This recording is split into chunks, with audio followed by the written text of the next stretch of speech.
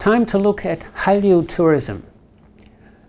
What is interesting to me is the various reasons why people travel to Korea as perhaps fans of Hallyu.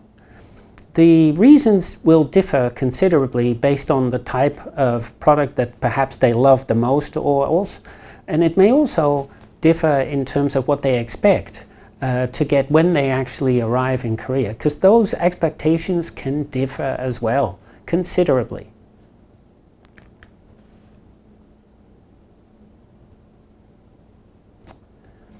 So, what is Hallyu, really?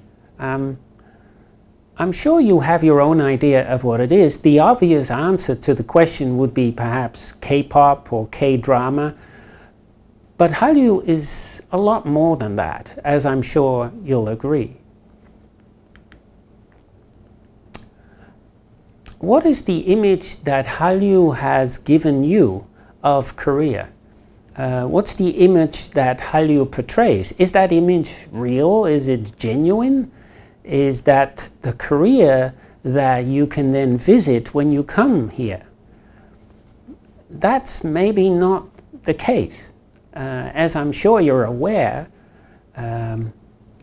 what you see in movies and in dramas may be different from reality, but it's also quite different to come to Korea as a tourist.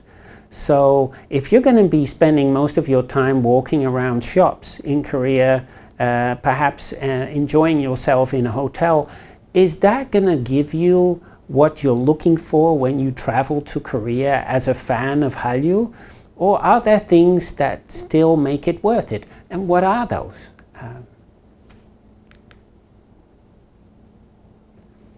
So I suppose that one of the major drivers in the past as well of Hallyu tourism has been a sense of nostalgia. So you watch things on your screen, small or larger, that you like, that you fall in love with, and I'm not just talking about certain idols or celebrities, but scenes that really resonate with you individually. So you come to Korea to go to those sites that remind you of those maybe strong emotions you felt when you were watching this drama, this movie, perhaps this music video. It may be food that you've seen people eat, or there's a scene where someone gets slapped with a chunk of kimchi. Perhaps you want to try that real kimchi, that uncut kimchi that you can find here for yourself, and see whether the kimchi that you've always eaten actually tastes the same or perhaps better here in Korea. I suppose that that is the major driver of a lot of Hallyu tourism. What is also interesting to consider is what makes Hallyu drive tourism of Korea, though. In a sense, another way to put it, what has driven Hallyu itself? Is it just the good products? Or is it also an image of Korea that people have when they buy the product? Ultimately, I think it is a little bit of both. I think there is the good product, but there's also the image that you, in a sense, buy into through that product. And that image could be called Samsung plus Korean language. That's how I see it. I don't think that despite the high quality, the production values that we see in a lot of Hallyu products, that notwithstanding that high quality, that we also needed to have Hangul and Korean language for it to be special. And if Korea is just a country full of really good dramas and it's spoken in a different language, I still don't think it would have the appeal it has today. A very important part of, in a sense, the exoticism that also drives Hallyu, I believe, is perhaps ironically the fact that South Korea can produce the most, I guess, most modern items. So to have Samsung be associated with Korea actually really supports Korea being exotic. You've seen this also with Japan. Japan became incredibly popular around the world as a kind of pop product producing nation back in, it's probably the late 80s, early 90s. That's when it started to really surge in popularity. And by the late 1990s, everyone was studying Japanese, and a lot of high schools around the world were starting to offer Japanese to their students. People loved anime and manga, etc. But it was partly because Japan was also considered an incredibly modern, hyper-modern nation. If it just did anime and manga and produced those things in Japanese, I don't think it would have mattered that much. It wouldn't have been special.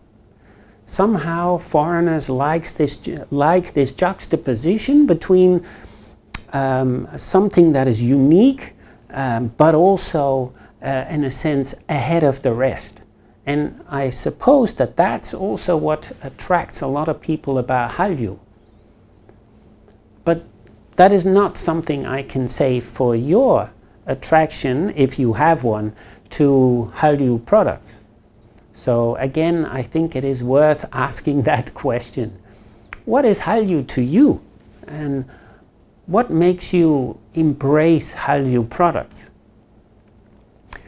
Partly, I suppose, it could also be that Korea has a lot of traditions and heritage sites. I would still categorize that as having this unique language, but it's possible that the fact that Korea has a lot of unique traditions, certainly that plays a role.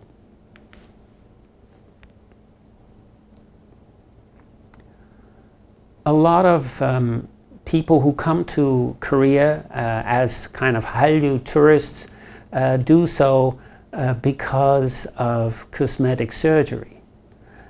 Medical tourism is a term often used, and of course that term is broader, and it includes also people who come for real procedures that are necessary for their health. The fact that medical tourism is also used for cosmetic surgery is kind of ironic, because it suggests that people who have cosmetic surgery do so for medical reasons, when perhaps the only medical there is perhaps mental health, because it makes them feel more confident, or perhaps it helps them to deal with anxiety, and it may help them deal with social pressures to succeed, etc. So over the years, a lot of people have come to Korea for cosmetic surgery, and the number seems to be close to 500,000 now. And of course, that's a major industry if you consider the cost that is involved in one procedure. Korea is probably the number one nation in the world these days for the quality of its cosmetic surgery, and that is partly because maybe it's the nature of the industry here. It's incredibly competitive. You have to be really good at being a doctor in order to become a doctor at a cosmetic surgery clinic. And yet, of course, there are stories of people ending up with blotched, if you like, procedure. So there are still cases where things go wrong, and they, of course, also deserve attention. But nevertheless, a large number of people come here for successful procedures. And if you look at China, of course, a lot of Chinese people come here too, because they can combine it with shopping. But in China proper, you also see that the number of clinics that often also employ Korean talented doctors is also growing. And so perhaps that will curb to a degree eventually the number of Chinese having to come here for cosmetic surgery. On the flip side, though, it may still be considered kind of attractive to have had your surgery in Korea, and that may be for two reasons. On the one hand, it may be considered a bit like that bucket list travel, something that you can show off to your friends, like I had it done in the kind of epicenter, if you like, of cosmetic surgery in the world. It's considered maybe more prestigious to have had it done here. The other reason may be that it allows you to recover before you go back to China, for example, or Thailand, where a lot of customers also come from. Perhaps Vietnam and other areas of Asia. So having the procedure done here and then recover here before going back may be a good way to hide your procedure. Even so, there are also cases, as you may have heard, of people ending up at the border and facing a customer official who says, you don't look like the person in your passport photo anymore. Who are you really? There's two more aspects to Hallyu tourism. Of course, there is simply, as I said earlier, there is this large number of people who come here, maybe for nostalgia reasons, to maybe buy things that you cannot buy at home, perhaps to simply enjoy a lot of the shopping that Korea offers and certain products, and maybe limited edition records or DVDs that you can maybe not buy overseas. But then there are also those who have cosmetic surgery, and then there's two other groups that are worth maybe considering. First, there is a large number of people who want to come here to buy not so much Korean products, but brands. And so that is something that Korea also offers. It has a lot of kind of high-end fashion brands.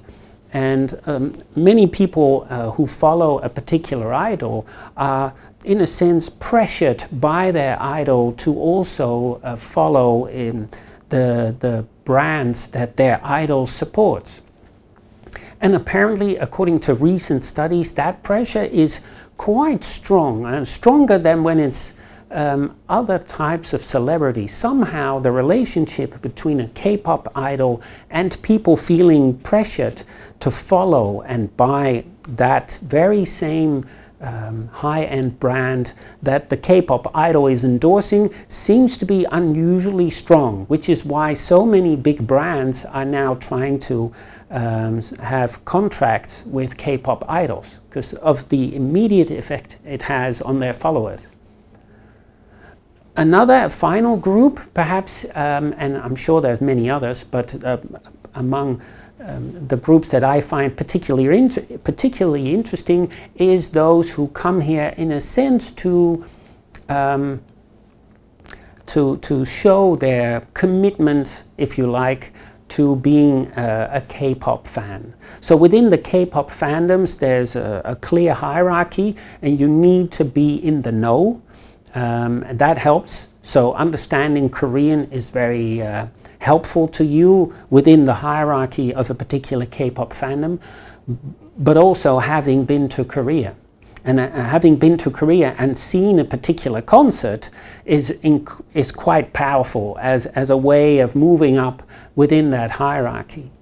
So that could be said to represent another important group of people coming here to Korea to enjoy being a tourist.